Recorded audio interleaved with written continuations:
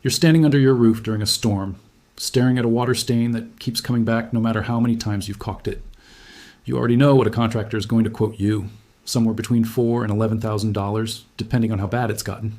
But there's a coating you can mix in a bucket for around $4 a gallon that traditional builders have relied on for over a century. Made from 4 ingredients you can buy at any farm store or hardware shop this weekend. Here's the problem with almost everything sold to you as a roof sealant today. Elastomeric coatings, silicone caulks, rubberized flashing compounds. Most of them are engineered to hold up for somewhere between 7 and 20 years before they need redoing. That's not necessarily a flaw. It's often just the nature of petroleum-based film chemistry breaking down under UV exposure, but it also happens to align very neatly with a business model. A coating that never needs replacing is a coating you only ever sell once. A coating that needs redoing every decade is a coating you sell 3 or 4 times over the life of a house. Neither of those facts proves intent, but they explain why an alternative that costs almost nothing and doesn't need repeat purchases was never going to get a marketing budget. Before petroleum-based sealants took over roofing in the early to mid-20th century, rural builders across the U.S. mixed their own protective coatings out of what was already on the farm.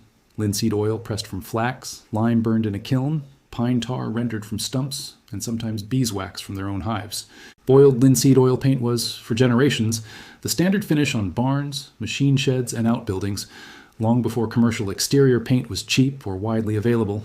Traditional builders in old farming communities across Pennsylvania, Ohio, and the Midwest kept using linseed oil-based coatings on metal and wood roofs well after most of the country switched to manufactured sealants, and some of those roofs are still holding today, decades after they were last recoated. I can't verify exact ages on any specific barn. That kind of detail tends to get exaggerated in the retelling, but the underlying practice is real and well documented in traditional building circles. The chemistry is what actually makes it interesting. Linseed oil is what's called a drying oil, though it doesn't dry by evaporation. It dries by oxidation. The fatty acid chains in the oil react with oxygen in the air and cross-link into long polymer networks, essentially turning liquid oil into a flexible, waterproof plastic. This is the same chemistry that's kept oil paintings intact for 500 years and why a butcher block finished in boiled linseed oil doesn't need refinishing every season. Lime, meanwhile, slowly reacts with carbon dioxide in the air and converts into calcium carbonate, the same mineral limestone is made of, forming a hard, UV-resistant filler distributed through the cured oil. Pine tar contains phenolic compounds that have real, historically documented antimicrobial properties.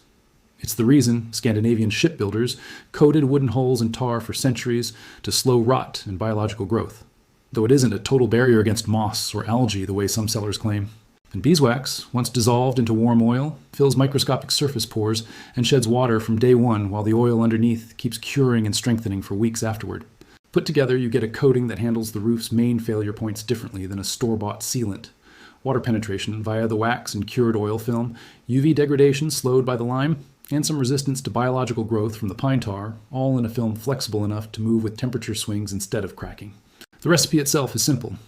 1 gallon of boiled linseed oil. Buy it pre-boiled. Raw linseed oil takes far too long to cure on its own. 1 pound of hydrated agricultural lime, roughly $8 a bag at a farm supply store. 1 cup of pine tar, around $12 a quart. And if you want the longer-lasting version, 2 ounces of raw beeswax, about $1 worth. Melt the beeswax into the linseed oil first, outdoors, in a metal pot over low heat. Never plastic, never an open flame directly under the pot. And never indoors, because the smell lingers for days. Once it's fully dissolved and the mixture has cooled to warm, stir in the lime and pine tar with a wooden paddle for about 10 minutes until it looks like coffee with cream. That's the whole batch, and it costs somewhere around $4 a gallon in bulk. Apply it with a natural bristle brush, not a sprayer. Spraying atomizes the oil and it won't penetrate seams and nail heads the way brushing it in does. Pick 2 dry days with moderate temperatures, sweep the roof clean, and work from the ridge down, paying extra attention to flashing, valleys, chimney edges, and vent penetrations, since that's where most leaks actually start. 1 gallon covers roughly 100 to 150 square feet depending on the surface. This coating is meant for metal, tin, standing seam, corrugated steel, wood shakes, and slate. It does not work on asphalt shingles because they're already saturated with petroleum and the oil won't bond properly. A couple of things worth being straight with you about. First, the fire concern people raise about linseed oil is real, but it applies to the application stage, not the cured roof. A pile of crumpled linseed oil-soaked rags left in a warm space can genuinely self-ignite through the same oxidation reaction that cures the coating. Lay rags flat outdoors to dry completely, or submerge them in water in a sealed metal container before disposal. Once the coating itself has cured on the roof, over roughly 30 days, it's chemically stable. Second, on insurance. This is a maintenance coating applied over your existing roofing material, not a replacement roofing product, so it generally shouldn't affect a standard policy. But policies vary, and it's worth a 2-minute call to your agent before you commit a weekend to it.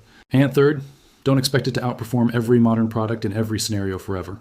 Treat the multi-decade lifespan claims you'll hear as reports from people who've used it, not as a guarantee, and inspect the coating periodically the way you would any roof treatment. What's actually worth taking from this isn't that modern sealants are a scam.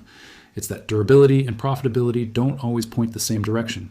And the cheapest, longest lasting option in a given category is sometimes the one nobody has a reason to advertise. That's as true of a roof coating as it is of half the things you buy without ever asking who benefits from you buying it again in 5 years. Hidden Fix Lab.